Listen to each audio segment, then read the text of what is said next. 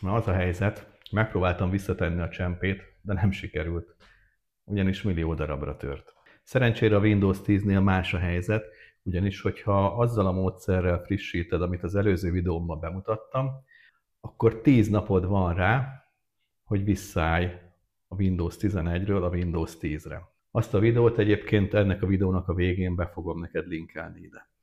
Egyébként maga a visszaállás nagyon egyszerű, gyors, az én gépemen 5 percig tartott, még a 11 telepítése 1 óráig, és most megmutatom neked lépésről lépésre, hogy hogy tudod visszaállítani a Windows 10-et, hogyha nem tetszik a 11.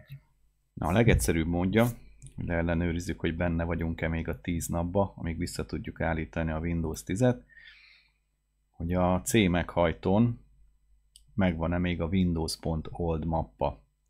Ezt tartalmazza a régi Windows-t, a Windows 10-et.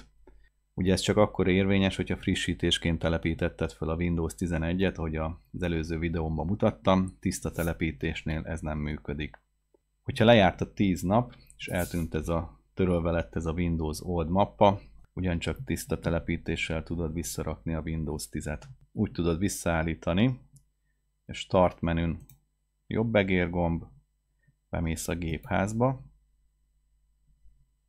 A gépháznál a rendszer fülön kicsit lejjebb görgetünk, és itt van ez a helyreállítás.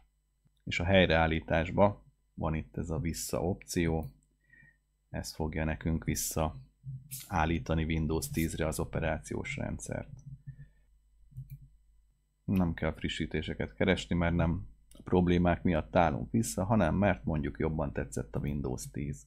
Én megkérdezi, hogy készítettünk-e biztonsági másolatokat, ezt az előző videóban is elmondtam, ha lehet, akkor készítsünk róla, bár az a legjobb, hogyha mindig vannak biztonsági másolataink.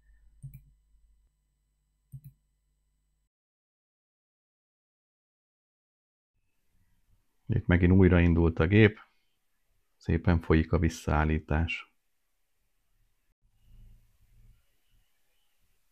Na, még egy kis türelmet, úgy látom, hát vissza is jött a Windows 10. Hát ez baromi gyorsan ment. Na, újra itt a Windows 10, mindössze 5 percbe tellett az egész mutatvány. Nézzük a fájlokat, Total Commanderbe. A fájlok megvannak, de ugye minden alkalmazás működik. Ugye elmondható, hogy sikeres volt a rendszer visszaállítás. Közben még egy észrevétel, hogy nem csak a Google-be kellett újra bejelentkezni, meg a Chrome-ba, hanem a Facebook-ba is, mert teljesen új eszközről érzékelte a belépésemet. Most már láttad, hogy baromi egyszerű és gyors visszaállítani a Windows 10-et, ha valamiért nem tetszik a Windows 11. Ha szeretnéd kipróbálni a Windows 11-et, akkor bátran megteheted. Itt belinkelem neked azt a videót, amelyikben ezt a frissítést bemutatom. Sziasztok!